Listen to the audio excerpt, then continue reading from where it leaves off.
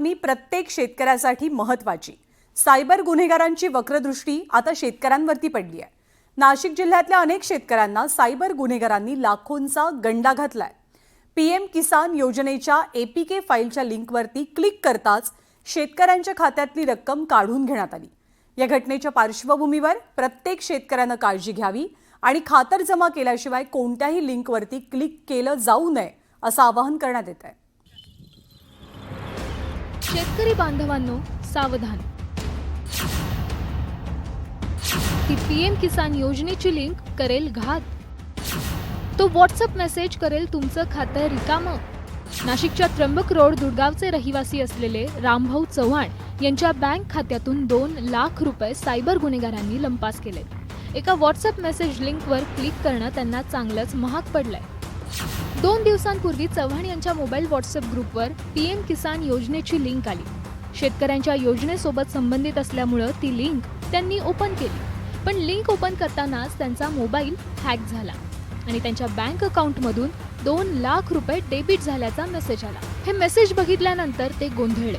या गोंधळातून ते बाहेर पडत नाही तोच त्यांना त्यांच्या मित्रांचे दुसऱ्या नंबरवर फोन सुरू झाले आणि त्यांच्या मोबाईलमधून पीएम किसान योजनेची लिंक फॉरवर्ड होत असल्याचं त्यांना मित्रांनी सांगितलं। हे सगळं घडल्यानंतर त्यांच्या हे लक्षात आलं की आपला मोबाईल हॅक झाला असून आपली फसवणूक झाली आणि त्यानंतर थेट पोलिसात धाव घेत त्यांनी तक्रार दाखल केली। त्याच्यातले एकदा 99,000 गेले, एकदा 99,900 रुपये गेले। तेवढं करता करता एका मिनिटात 2 पैसे कट झाले आणि मग मी बाकीच्या शेतकऱ्यांची मला फोन यायला लागले दुसऱ्या कॉलवरून। मी सिम काढल्यानंतर माझे 52,000 रुपये शिल्लक राहिले। तुमच्याकडनं जी लिंक गेली त्याच्यानंतर काही लोकांचे अजून कट झाले का? काही हा झाले ना। कोणाकोणाचे? तुमच्या गावात किती लोकांचे गेले? आमच्या गावात 3 जणांचे गेले। पण अशा प्रकारे केवळ रामभाऊ चव्हाण यांचीच फसवणूक झाली आहे असं नाहीये। नाशिक जिल्ह्यात हजारो शेतकऱ्यांना सायबर गुन्हेगारांनी अशा प्रकारे गंडा घातलाय। यात कुणाचे 2 लाख, कुणाचे 1,10,000 तर कुणाचे 40,000 रुपये त्यांच्या अकाउंटमधून गायब झाले। असंख्य शेतकरी असे आहेत की ज्यांच्या अकाउंटमधून 1,000, 2,000, 5,000 रुपये गायब झाले। ओपन केल्यानंतर 5:30 वाजता त्याला SMS यायला लागले। SMS आल्यानंतर त्याचे पैसे 5:45 वाजता हे डेबिट कट झाले। त्याच्यानंतर माझा पण मोबाईल हँग झाला होता। मी पण ती लिंक ओपन केली होती, पण तेवढ्या टायमात मी माझं ऑफलाईन करून टाकलं मी आणि त्याच्यामुळे माझे ते पैसे वाचले। आता जसं रामभाऊचे झाले 1,99,900 रुपये गेले, तसेच तिकडे त्या बाजूला त्याच्याच गावामध्ये अजून 3 लोकांचे पैसे गेले। बिल्लोळीला 1.5 लाख रुपये गेले, परत त्याच्या गावामध्ये 40,000 गेले। असे नाशिक तालुक्याच्या जवळजवळ कोटी रुपयाचा आकडा येईल माझ्या अंदाजाप्रमाणे, कारण आता माहिती होते आणि ही मोठी अमाऊंट आहे म्हणून लक्षात येतं। पण जे 1,000-2,000 रुपयेवाले खातेदार असतात ते 1,000-2,000 रुपये सरकारचेच आहे म्हणून गेले तर गेले असं म्हणून ते केस पण करत नाही। तर अशाप्रमाणे हा फार मोठा घोटाळा असू शकतो।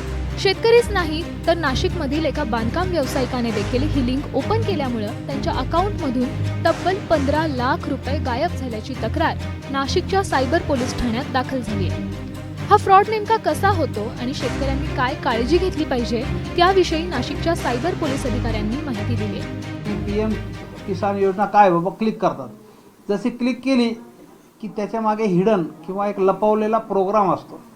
तो लपवलेला प्रोग्राम तुमच्या मोबाईलमध्ये डाउनलोड होतो आपोआप आणि तो कार्य करायला सुरुवात करतो। तो काय कार्य करतो? तो गुप्त राहतो, हिडन राहतो। तो तुमच्याकडे आलेले सर्व SMS पुढे फॉरवर्ड करतो, SMS फॉरवर्डिंग करतो तो।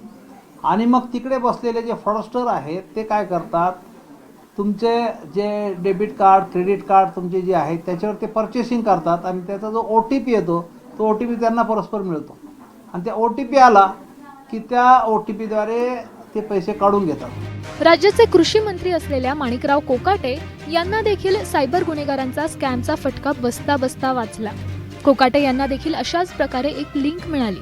त्यांनी ती ओपन करताच त्यांचा मोबाईल हॅक झाला, मात्र त्यांच्या वेळीच लक्षात आल्यामुळे त्यांच्या अकाउंटवरील पैसे मात्र सायबर गुन्हेगारांना काढता आले नाही। एकूणच सायबर चोरांच्या निशाण्यावर सर्वसामान्य शेतकरी आला असून शेतकऱ्यांनी वेळीच खबरदारी घ्यावी असं आवाहन केलं जात आहे। लक्ष्मण घाटोळ, न्यूज 18 लोकमत, नाशिक।